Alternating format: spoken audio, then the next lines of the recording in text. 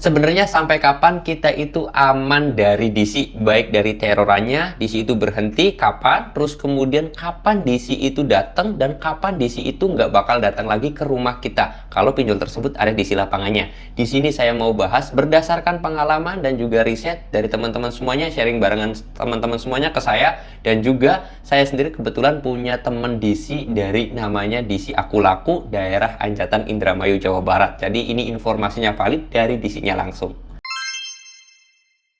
Assalamualaikum warahmatullahi wabarakatuh teman-teman semuanya. Pada kesempatan video kali ini saya ingin membahas sampai kapan kita itu aman dari DC atau kita itu tidak diteror lagi oleh DC, baik melalui telepon, melalui WhatsApp ataupun melalui SMS, atau DC yang datang ke rumah kita itu sebenarnya mulai kapan dan kapan dia itu berhenti menagih ke rumah kita. Di sini saya mau bahas. Pertama, berdasarkan pengalaman saya sendiri dulu yang didatangi DC Aku Laku, lalu kemudian saya sampai dekatnya dengan DC tersebut sampai jadi teman, dan saya sendiri sering banget dapetin informasi tentang pinjol ataupun tentang DC itu dari DC Aku Laku. Lebih tepatnya di daerah Anjatan Indramayu Jawa Barat. Saya apa adanya aja. Daerah saya di situ, rumah saya juga di situ ya, teman-teman. Oke, di sini saya mau bahas.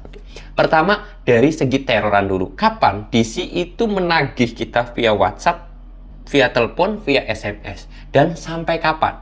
Nah, pertama, mulainya kapan? Ya, H+1 kita udah jatuh tempo, sebenarnya kita udah di chat, dicapri, atau ditelepon oleh pihak pinjol tersebut untuk melakukan pembayaran. Itu. Terus, ya H+1 udah pasti ditagih. Sampai kapan? Nah, itu sampainya sampai H+1 sampai 90 hari pertama. Kalian itu jatuh tempo akan ditelepon, di chat, diancam, dan yang lain sebagainya. Itu hanya via chat aja. H+1 sampai H+90 hari setelah jatuh tempo. Itu akan diteror. Nah, setelah itu biasanya akan berhenti di teror, akan berhenti di telepon, akan berhenti di SMS. Kenapa? Karena ketika 90 hari lebih baru datanglah DC lapangan, teman-teman ya. Karena sesuai SOP-nya, DC lapangan itu SOP-nya bisa datang ke rumah nasabah untuk menagih hutang piutang pinjol itu ketika 91 hari lebih sejak jatuh tempo. Baru diperbolehkan DC tersebut datang ke rumahnya. Ya, walaupun terkadang di lapangannya itu ada yang baru 2 bulan udah didatangin aja rumahnya, ada yang baru 1 bulan jatuh tempo sudah didatangin rumahnya. Tetapi itu saya katakan jarang sih ya, walaupun ada aja di lapangan seperti itu. Tetapi sebenarnya itu tidak diperbolehkan dalam SOP DC-nya. Itu kata teman saya namanya Mang Ubay, itu DC Aku Laku yang ada di daerah Anjatan Indramayu Jawa Barat itu.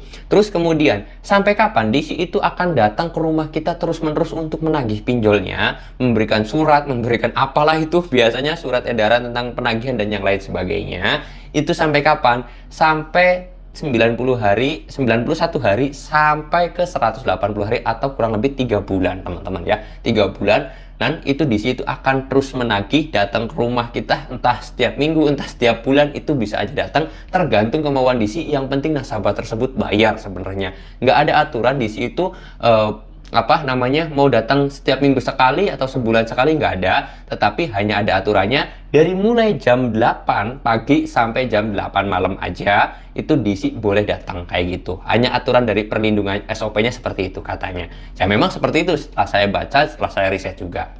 Nah, sampai bisa juga ada yang sampai DC lapangannya itu mau bolak-balik ke rumah kalian sampai 6 bulan. Karena kalau misalkan kalian itu nggak bayar-bayar, seperti itu. Nah, masalah DC tersebut sebenarnya satu, ada keunggulannya ketika rumah kita itu didatengin oleh DC sebenarnya. Kalau DC-nya enak ya.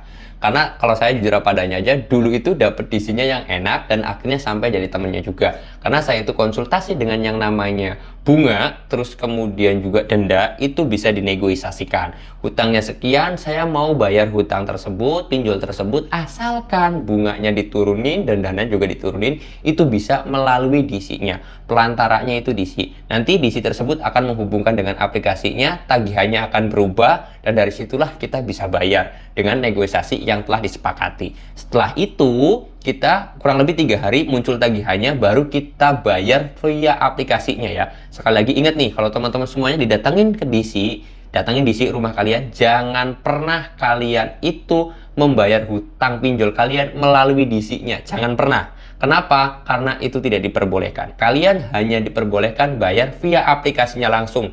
Bisa pakai top up, transfer, in-banking, bisa Priva ataupun yang lainnya, itu bisa. Jangan pernah kalian itu didatengin DC, kalian itu ngasih bayar pinjamnya ke DC-nya langsung, itu tidak diperbolehkan. Kalian harus bayarnya via aplikasinya langsung. Oke, mudah-mudahan video ini bisa menjawab pertanyaan dari kalian semuanya. Kalau kalian ada pertanyaan atau mau sharing bareng, mau konsultasi gratis sama saya, boleh. Kalian langsung DM aja ke Instagram saya. Link Instagramnya sudah saya sediakan di deskripsi video ini. Cek aja langsung. Saya tutup dulu video ini dengan kata Assalamualaikum warahmatullahi wabarakatuh.